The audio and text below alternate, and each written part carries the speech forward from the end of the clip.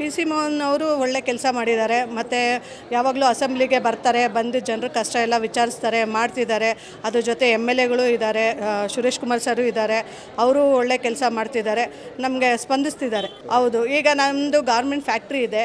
ಮೊದಲೆಲ್ಲ ಒಂದು ಯೂನಿಟಿಗೆ 3.5-4 ರೂಪಾಯಿ ಇತ್ತು. ಒಟ್ಟು ತಿಂಗಳಿಗೆ 4,000 ಬಿಲ್ ಬರ್ತಿತ್ತು. ಈಗ 8,000 ಬರ್ತಿದೆ. ನಮಗೆ ತುಂಬ ಬರ್ಡನ್ ಆಗ್ತಿದೆ, ಕಟ್ಟಲಿಕ್ಕೆ ವ್ಯಾಪಾರ ಇಲ್ಲ.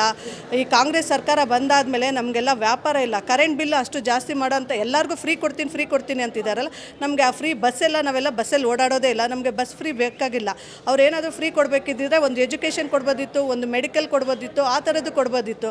ಇವರು ಫ್ರೀ ಕೊಡ್ತೀನಿ ಅಂತ ಟ್ಯಾಕ್ಸು ನಮ್ಮಂಥವ್ರ ಮೇಲೆ ಜಾಸ್ತಿ ಮಾಡಿದ್ದಾರೆ, ಟ್ಯಾಕ್ಸ್ ಜಾಸ್ತಿ ಮಾಡಿದ್ದಾರೆ. ಅದೆಲ್ಲ ನಮಗೆ ತುಂಬ ತೊಂದರೆ ಆಗ್ತಿದೆ. ಕರೆಂಟ್ ಬಿಲ್ ಹೇಳ್ಬೇಕಂದ್ರೆ ಈಗೆಲ್ಲ 8,000 9,000 ಬರ್ತಿದೆ. ತುಂಬ ಕಷ್ಟ ಆಗ್ತಿದೆ ನಮಗೆಲ್ಲ. ಲೈಟ್ ಬಿಲ್ ಕಟ್ಟಲಿಕ್ಕೆ ತುಂಬಾ ಕಷ್ಟ ಆಗ್ತಿದೆ. ಈಗ ಮೋದಿಯವರು ಎಷ್ಟೊಂದು ಯೋಜನೆಗಳು ತಂದಿದ್ದಾರೆ, ಆ ಥರ ಯೋಜನೆ ಇವರು ತರ್ಬೋದಿತ್ತು. ಈಗ ಎಕ್ಸಾಂಪಲ್ ಆವಾಸ್ ಯೋಜನೆ ಇಟ್ಕೊಳ್ಳಿ, ಸ್ವಚ್ಛ ಭಾರತ್ ಇಟ್ಕೊಳ್ಳಿ, ಬೇಟಿ ಬಚಾವೋ ಬೇಟಿ ಪಡಾವೋ, ಅದು ಸುಕನ್ಯಾ ಸಮೃದ್ಧಿ ಯೋಜನೆ, ಆ ಥರದ್ದು ಸ್ಕೀಮ್ ತರ್ಬೋದಿತ್ತು. ಇವರು ಫ್ರೀ ಕೊಡ್ತೀನಿ ಅಂತ ಹೇಳಿ ಇನ್ನು ಜನಗಳನ್ನ ಸೋಂಬೇರಿ ಮಾಡ್ತಿದ್ದಾರೆ. ನಾವು ಯಾವಾಗಲೂ ಮೀನು ತಿನ್ನೋದನ್ನು ಹೇಳ್ಕೊಡ್ಬಾರ್ದು, ಮೀನು ಹಿಡಿಯೋದನ್ನು ಹೇಳ್ಕೊಡ್ಬೇಕಿತ್ತು. ಇವರು ಬರೀ ತಿಂದು ಸೋಂಬೇರಿಯಾಗಿ ಅನ್ನೋ ಅಂಥದ್ದು ಮಾಡ್ತಿದ್ದಾರೆ. ಖಂಡಿತ ಮೋದಿ ಸರ್ಕಾರ ಬಂದರೆ ನಮ್ಮ ಹಿಂದುತ್ವ ಉಳಿಯುತ್ತೆ, ನಾವು ಹೆಣ್ಮಕ್ಳು ಧೈರ್ಯವಾಗಿ ಓಡಾಡ್ಬೋದು. ನಮಗೆ ಮೋದಿ ಸರ್ಕಾರ ಬರಬೇಕು.